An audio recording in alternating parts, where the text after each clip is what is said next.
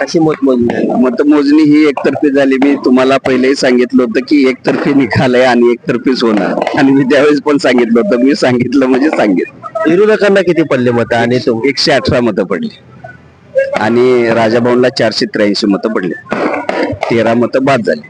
तुम्ही म्हणले होते की 500 पार करू, 500 पार करू म्हणून. 483 पडले, 13 बाद झाले. जास्ती असं आतमध्ये मतमोजणीला तुम्ही होता की मतमोजणी कसं झाली, म्हणजे उत्तरची वेगळी दक्षिणची वेगळी असं काय? सगळे एकत्र करून 25-25 चे गट्टे करण्यात आले आणि मतमोजणी झाली. प्रक्रिया कधी चालू झाली? प्रक्रिया 8 वाजता बरोबर चालू झाली. हे जे 100 विरोधकांना 100 पासून जास्त पडलेले मत आहेत ते कुठले असतील असं तुम्हाला वाटतंय? याच्यातल्या काही आघाडी होत्या, नगरपालिकेला काही आघाडी होत्या किंवा काही अन्य एकत्रित आघाड्या झाल्या होत्या, त्याच्यातली ती मतं असू शकते. पण भारतीय जनता पार्टी महायुतीची मतं कुठेही गेलेली नाही. धन्यवाद. या इकडं.